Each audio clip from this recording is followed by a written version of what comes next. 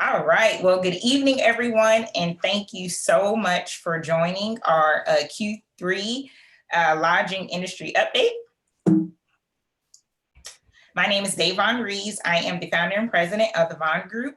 We are a boutique consulting firm where we offer asset managers services as well as overall hotel consulting services.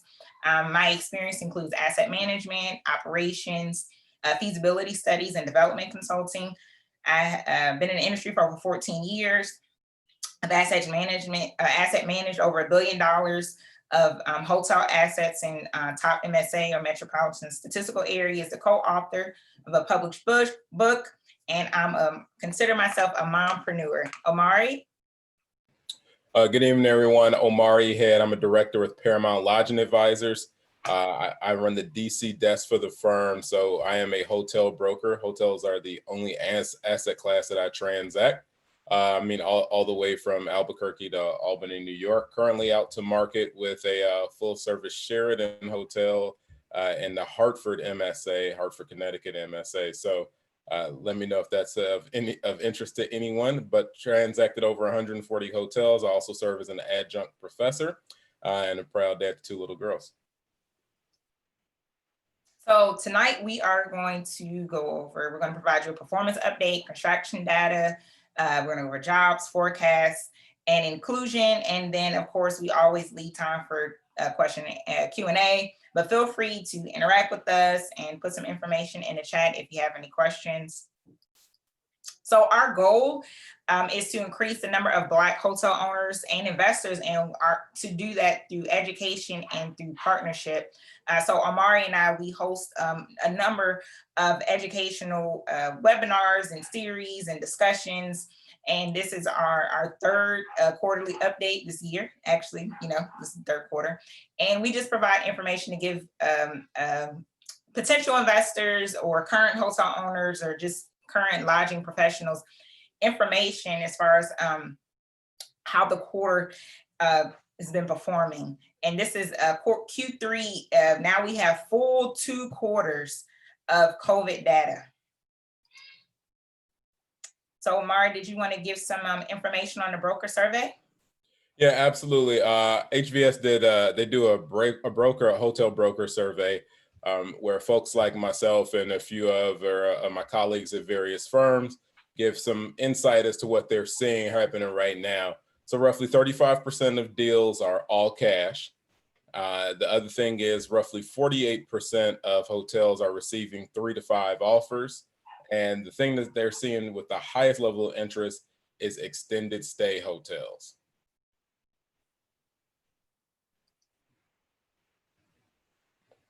Some other interesting notes too, and you can definitely reach out to us offline so we can explain a little bit more with regards to hotel CMBS. There's some additional courses to help you understand that. But 23% of hotel CMBS was more than 30 days delinquent in September. 24% of hotel CMBS have received some sort of forbearance. 26% of hotel CMBS in September 2020 was in special servicing. That's huge. Keep in mind that we're given just a year-over-year snapshot. It was 1.9% in Q4 of last year. So that's a pretty significant jump. And finally, 70% of all hotel loans are either in special servicing or on special servicing watch list. That's an overwhelming majority. Thanks, Omari, for giving us information as far as from results from the broker survey. So I'm going to dive into a little bit as far as with the performance metrics. Now, this data is from third quarter 2019 versus the third quarter of this year. So occupancy declined by 32% to 48. The average daily rate or ADR declined by 24% down to a little bit over $101, and revenue per available room or RevPAR declined by almost 49% to $48.50. And this performance metric is from just the industry as a whole. Now, if you paid attention to our last quarterly update, if you notice that these numbers are slightly increasing, which is good. Lodging industry is definitely not back to pre-COVID levels, but there's definitely been a little bit of uptick as far as with travel, especially with September and Labor Day. That was a part of Q3. People felt a little bit more comfortable as far as traveling instead of flying. A lot of people did visited hotels that they can drive to, or that if they wanted to take trips, long distance trips, and they wanted to drive. So that just kind of give you a little bit more color as far as the performance metrics. Again, as I just mentioned before, even though there's been definitely a slight uptick, it's still definitely a long, possibly a winding road to recovery. The total US RevPAR, as I mentioned before, revenue per available room, as far as it changed from, and this data, this is from STR, Smith Travel Research. I know it was acquired by CoStar this year, but if for those who are new to the industry, you will hear us and a lot of other lodging experts and professionals talk about STR. This is what we use as far as to get our data research from the hotels. And so as you can see, if you see on the screen, this gives you an idea of the progression, or actually the decline, and based off the performance due to COVID. As you can see, 2020, just huge declines as far as performance just across the board when it comes to RevPAR in the negatives. Q2 was when it hit the worst, and that is when a lot of lockdowns, a lot of halt on travel, and Q2 was just that's when we had full data and full as far as a lot of the cities and a lot of the states, they put orders in as far as the lockdown. Q3, as I mentioned before, is not as bad as Q2. Is still bad, but it's not as drastic as far as the year-over-year return when it comes to RevPAR. As far as for REITs, REIT stands for Real Estate Investment Trust, and talk a little bit about that. In 2019, the REITs, they actually returned 16% of their underperforming to the entire REIT sector, which returned 29%. And then in 2019 lodging REITs, they're actually about 18 lodging REITs. Dividends yields were about 5.8%, which is one of the highest of all REIT sectors. Again, this data is from 2019. So they own over 1,500 hotels and almost 329,000 as far as rooms. So again, publicly traded REIT comprised of net leases in hotels, so inclusive of extended stays, limited service, and they're also about 34% owners of Sonesta. And I'm talking about Service Properties Trust. Service Property Trusts have been in the news recently a lot when it comes to lodging news. And the reason why they've been in the news lately, because they recently cut ties with 103 IHG properties, or 103 Intercontinental Hotel Group properties, and 98 Marriott properties. And they're taking those hotels, which is close to 200 hotels. They're taking those hotels and they're bringing them over to Sonesta. So we're definitely, keeping an eye on them and just see what's happening as far as what they plan to do to take those massive hotels and to see what it's going to look like as far as rebranding into the Sonesta portfolio. Here are some more REITs. Ashford Hospitality Trust, they have a lot of full service hotels, lifestyle hotels, Braemar hotels. Actually, Ashford Hospitality Trust, as far as the year-over-year difference, as you can see, took the largest decline as far as performance-wise. Braemar Hotels and Resorts, a lot of resort hotels, Sugly Hotels, RLH, not REITs, these are stocks. RLHA, Red Line Hotels Corporation, 66.8%, and Herschel Hospitality Trust. So as you can see, this graph just gives a little bit of color of the different stock performance and REIT performance.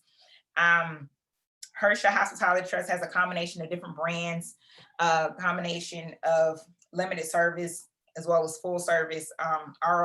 RLH, Red Line Hotel Corporation, brand, more of a out of the West Coast, but they do have hotels throughout the country, and they actually acquired America's Best Buy Inn, so they have more of a lot of economy hotels. Southerly Hotels, as you can see, decline of 73.1%, and then you see the Braemar Hotels. Let's see. A little bit more about Ashford Hospitality Trust and their performance for Q3. They have a net loss of 109 million in RevPAR of about $37, which equates to $37 as far as for RevPAR. So they actually had, when we mean handing the keys, they had to give back the hotels, and it's out of their 116 property portfolio. Host hotels, they have a combination of full service hotels, limited service hotels. 94% of their hotels are open, and they have an average or overall RevPAR of $45. Park hotels and resorts, definitely a lot of full service convention service hotels and resorts.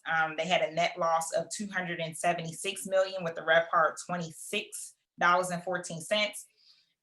ROJ Lodging Trust, again, have a combination of lifestyle hotels. They have some limited service, a lot of full service hotels. They had a net loss of 173 million with a RevPAR of almost $35.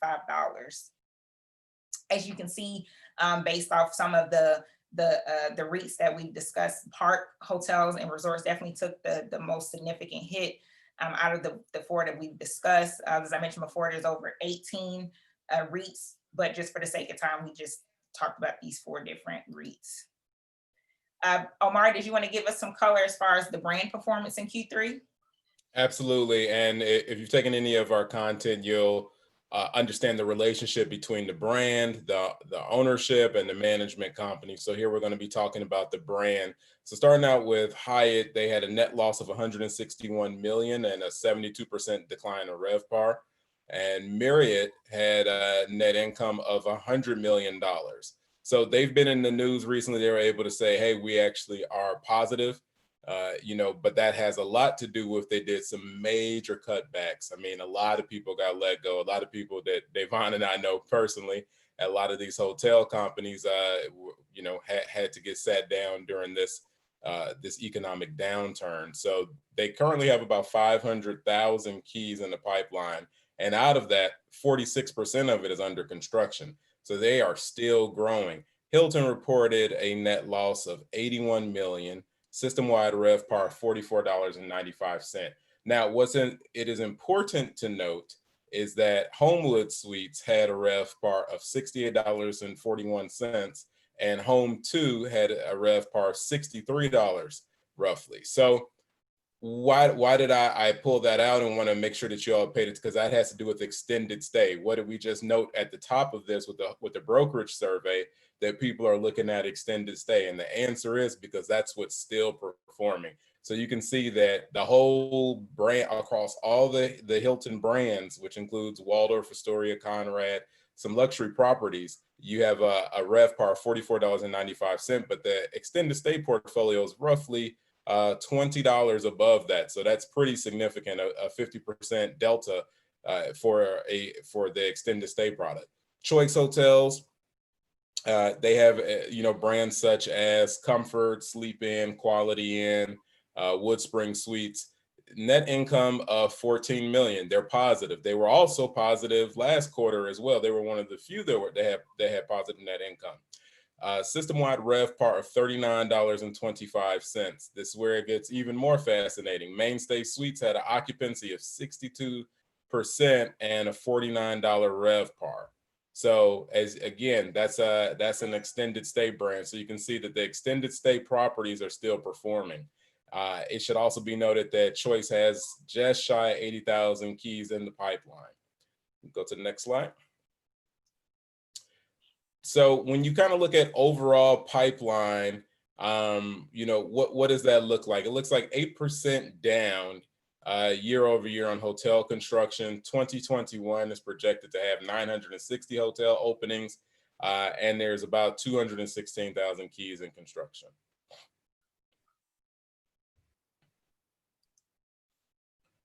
So the US opened 69,000 rooms across almost 600 hotels year to date. So even in the middle of a pandemic, the worst hotel performance ever, almost 600 hotels opened up. Another 35,000 are expected to be delivered by the end of the year. So that's something to keep your eye on. So we keep having more and more supply come online.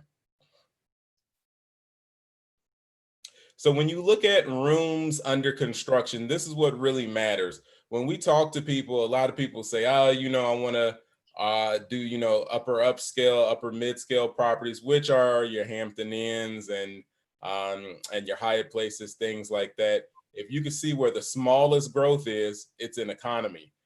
So economy and mid-scale. So that's why we always kind of point people to that sector, because nobody really pays attention to it. Oh, let me say nobody pays attention to it, but you're less impacted by new construction. So if somebody's building a Holiday Inn Express and somebody else is building a Hampton Inn, and you have a Quality Inn, it actually probably helps you. Yes, it's new supply, but that's higher end supply that's going to have a higher average daily rate, which means you can probably raise your rate just a little bit up, because there's still going to be people that need to be in the area and they don't have the money for the higher end properties.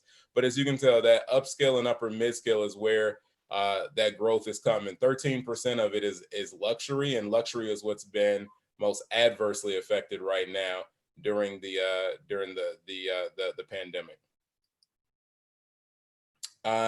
Other thing that we always tell people to look at is have a really good handle on what the construction pipeline looks like. So, and what that means for not just rooms and construction, but percentage of existing. So we won't walk you through this line by line, but we get calls all the time for people saying, hey, I want to be in Nashville. And it's like, okay, great.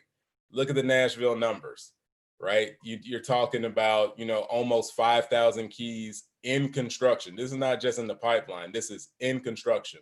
4,855 rooms, which is almost 10% of the existing supply. So if you have 10% more rooms coming on, that, just simple math, correlation doesn't equal causation, but you might assume a 10% decrease in occupancy, right? Just because there's more supply, unless you have a really, really, really great grasp on demand and say that it makes sense. And Nashville does have extremely strong demand. And then you look at other markets like Detroit, of course, Las Vegas is just crazy. New York, enough said there, you're talking about 20% increase.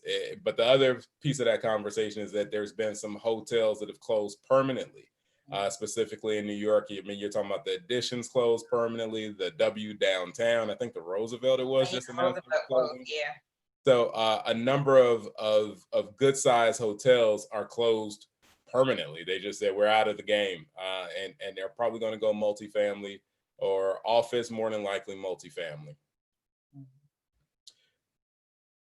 As we talk about supply and we look at what this has looked like, during the pandemic, this was a really good chart that we found with American Hotel Lodging Association, and it talked about kind of what happened in the last three recessions. So you had the recession of 2001, right, 9/11, which again, horrible, and that actually involved our industry and involved airplanes and hotels getting destroyed.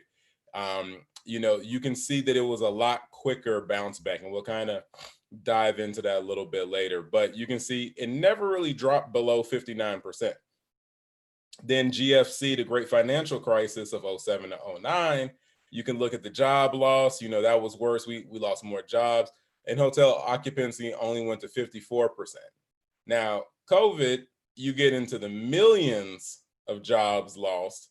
You get to hotel occupancy hitting 25%, meaning all the prior underwriting has just been thrown out.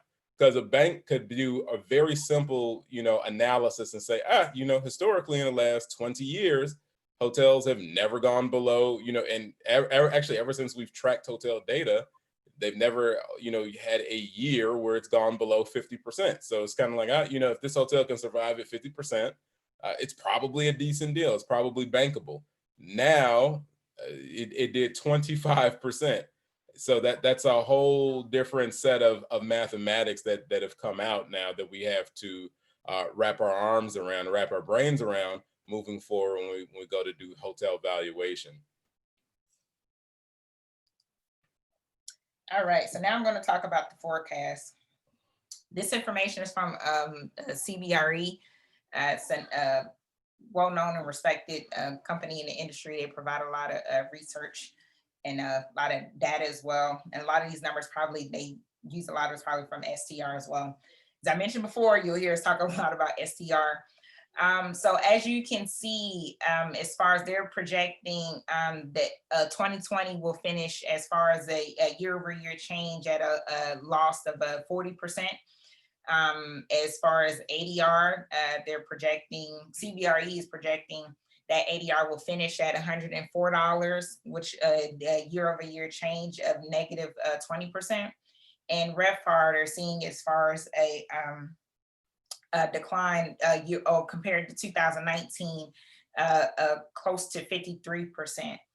Now, if you see the future years, 2021, that's when they're projecting as far as some growth, as far as, you know, the industry definitely growing as far as their data.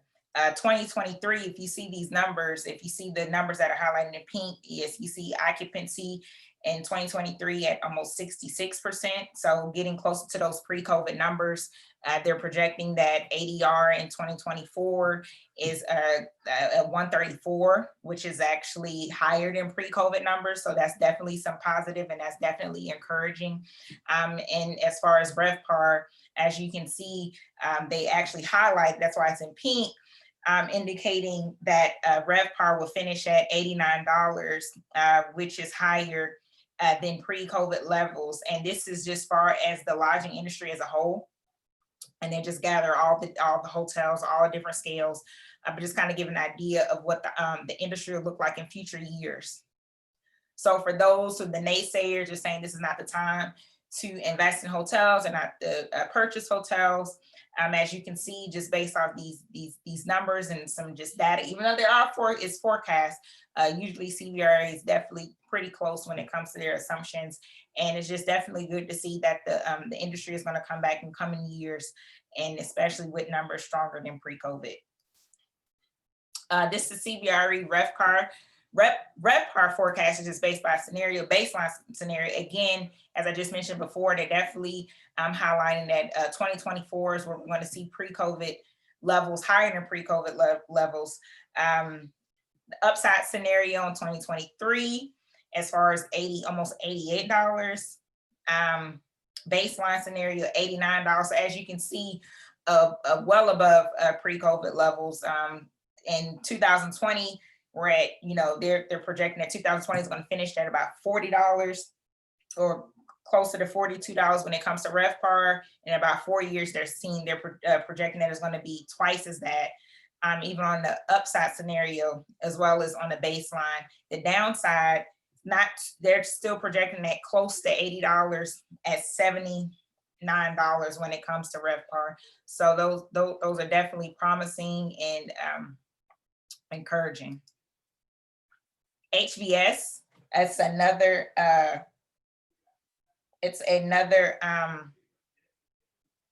company, that projects as well. And as far as they actually note the historical data, pre-COVID, 2018, 2019, as you can see with the forecast, they're projecting as well. Stronger occupancy levels, stronger average daily rates in RevPAR. Again, 2023 and 2024, you're looking at RevPAR levels at above $80, average daily rate in the 120s, 110s as far as for 2021. And PwC, as you can see, the uptick, they actually break it down in different hotel scales. As far as luxury, see the growth as far as 97%. For those who can't see the independent hotels, Omari and I, we love talking about the economy and mid-scales as far as a place to consider to invest. A lot of times people, you know, look at other classes, and we always recommend to look at the economy and the mid-scale. But the economy, as far as the RevPAR forecast, as far as for growth in 2021, shown at 30%. US as a whole is at 66, not 30% as far as dollars. So this is 65%. And then as far as upper mid scale, 68%, just seeing the growth. And as far as change over change, or year over year change when it comes to RevPAR growth. And this information is from PwC PricewaterhouseCoopers. So we just gave you some data from 3 top companies as far as to provide research, and that we use as lodging experts as far as our analysis to see, what the lodging industry is projecting.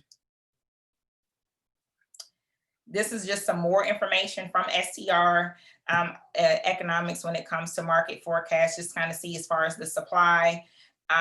Omari, he's been talking a lot of supply as far as what's going on in the pipeline. So in 2019, the actual growth of 2% as far as increase in supply. 2020, there's been a lot of hotels that were under construction that's been put on hold. So that's why you see the decline as far as almost -4% or -3.7%. And a lot of it, of course, is due to COVID.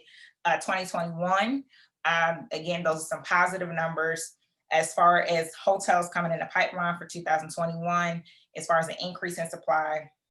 Demand, again, if you notice, this 2020 looks gloomy and sad because a lot of negative numbers, but 2021, we're going right in the positive direction when it comes to growth for the lodging industry and the economy.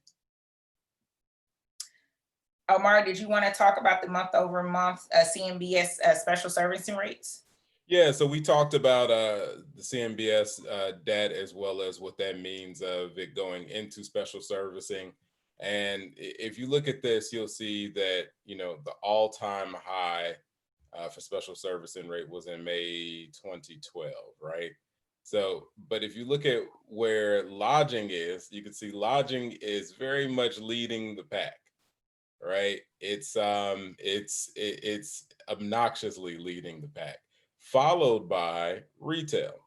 So that's the interesting thing here, is that all the way at the bottom is where you see office and multifamily, right? They're not as terribly affected as hotels. So what does that mean? That there'll be distressed deals coming in the hotel space.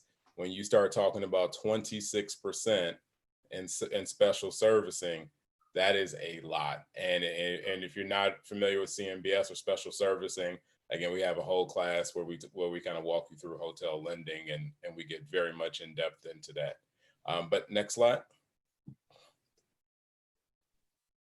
So just for some historical context, and we talked about this, kind of looking at each of these, as folks say, black swan events.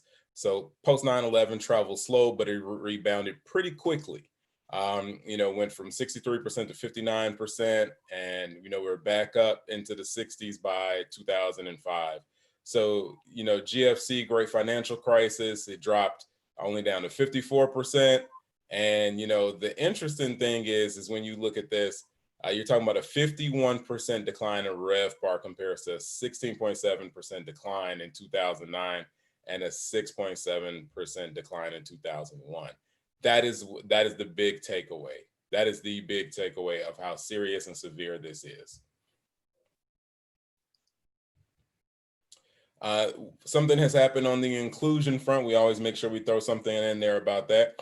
A well-known economy hotel brand has decided that they want to throw their hat in the ring for offering incentives to qualified minority candidates to develop and or convert hotels. So this is a really good sign, because that means that more brands are doing it. Previously, there was only one brand doing it. Now we have 2 that are out there pretty public with their offering. So hopefully that means that more brands will get on the bandwagon, and that it'll become a standard operating procedure for most of the larger brands.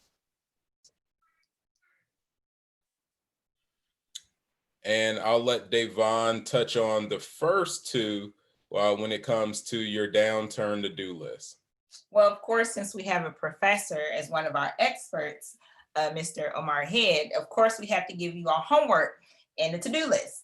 And so the downturn to-do list, first thing you want to do, you want to do your homework and you want to do your research, especially if you're interested in getting into the lodging industry or if you want to become an investor.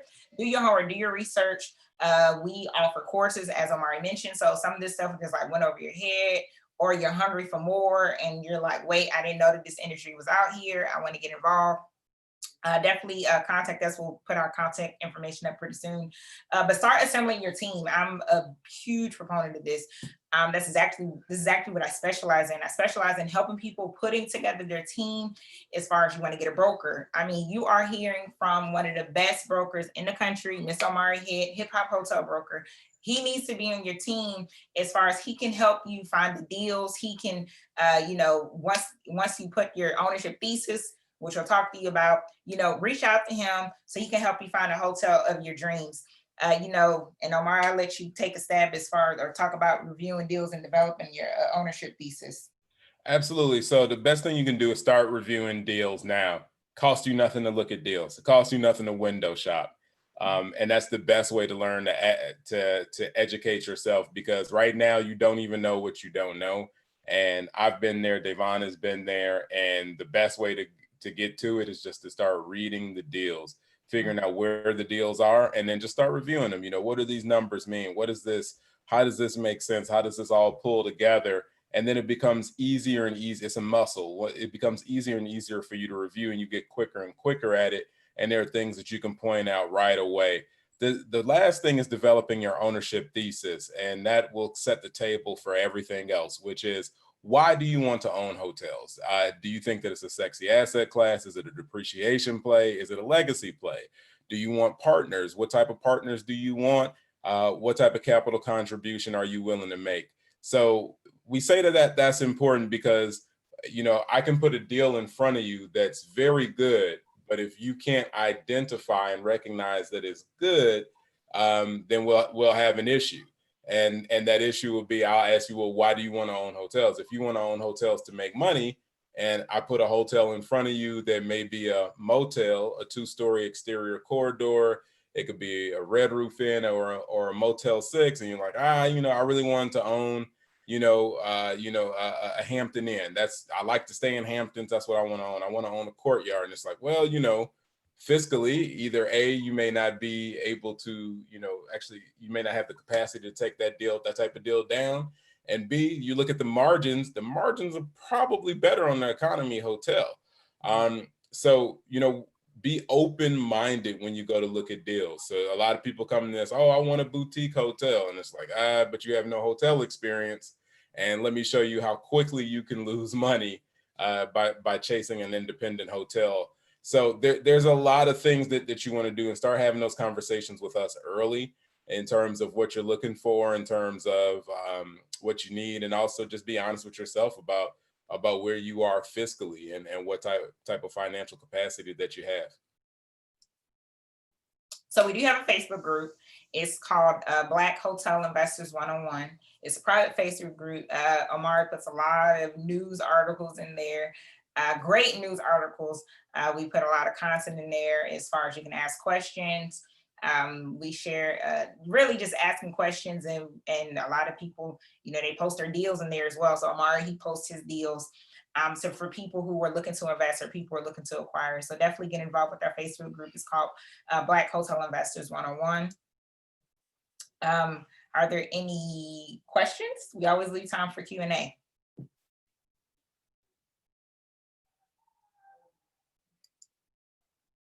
And if this was so much information, you're like, oh my goodness, let me sink this in. Here's our contact information. Definitely reach out to us. Those are Instagram handles. You can reach me at Davonne Reaves. Omari is very active on social media. Reach out to him on Hip Hop Hotel Broker. You can definitely contact us via email. If you need assistance with assembling your team, if you need assistance as far as brand strategy or helping with your ownership thesis, or help trying to put together a fund so you can raise capital to invest, definitely contact me on that. That's exactly what what I do. Both of us, we offer online courses for those who want to kind of do it on your own, and you kind of want to learn on your own as far as how to invest in a hotel or how to become a hotel owner. So definitely contact us. And thank you all so much for your time. We hope that, you all enjoyed this. If you need more information, definitely, again, just contact us. Let me put our information back up on the screen. And again, if you have any questions, just reach out to us. You all have a great night. And we hope that you all learned a lot, and that we made hotel investing, or we excited, or it piqued your interest as far as to becoming hotel investors or hotel owners, or just becoming more knowledgeable about the industry.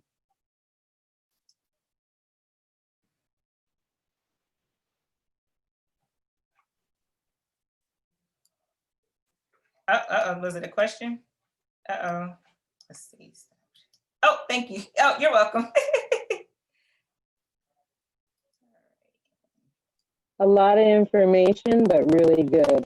So I'm going to gather my questions after I do some more research, but you answered a lot of questions as far as the data, but it's also putting the data, as you say, into your ownership thesis to like hone it in. So that's where I appreciate you guys filling in some of those things and next steps forward. Thank you.